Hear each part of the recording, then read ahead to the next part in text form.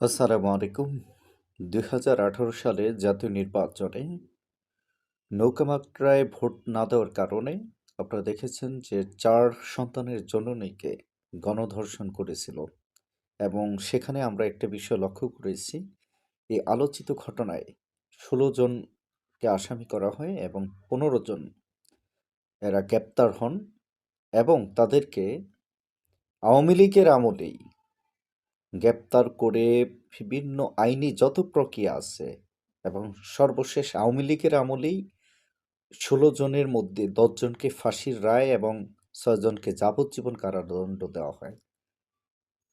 আচ্ছা, আওয়ামী লীগের অনেক দোষ, অনেক বিষয়গুলোই আমরা কিন্তু দেখি, তারা ফ্যাসিস্ট।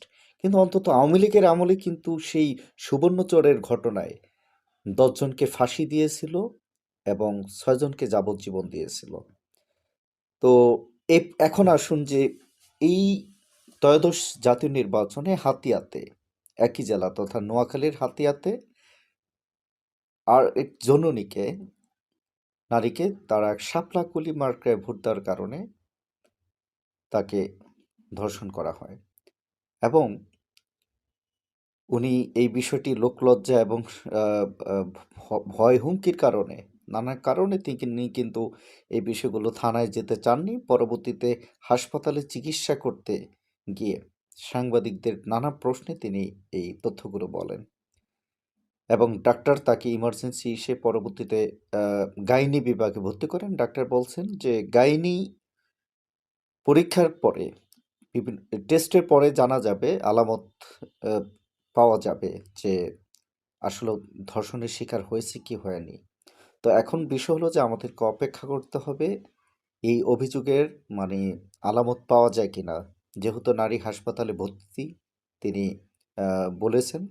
এখন কথা হলো যে আওয়ামী লীগের আমলে, নিকৃষ্ট আওয়ামী লীগ, স্বৈরাচার আওয়ামী লীগ, তাদের আমলের ৪ সন্তানের জননীকে গণধর্ষণ করেছিল, সেটা আলোচিত হলো এবং তখন ১৫ জনকে গ্রেপ্তার করে ১০ জনকে সেই আওয়ামী লীগ সরকার ফাঁসির রায় দিয়েছিল এবং ৬ জনকে যাবজ্জীবন দিয়েছিল। কিন্তু এখন এই বিএনপির আমলে কি হবে সেই বিষয়টা আমি একটু আপনাদেরকে বলি।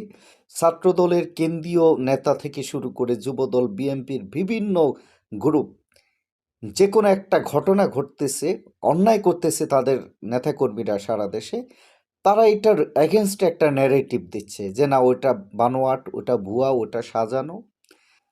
তো দেখেন, আওয়ামী লীগের ওই সময়ে কিন্তু অন্তত বিভিন্ন পেজ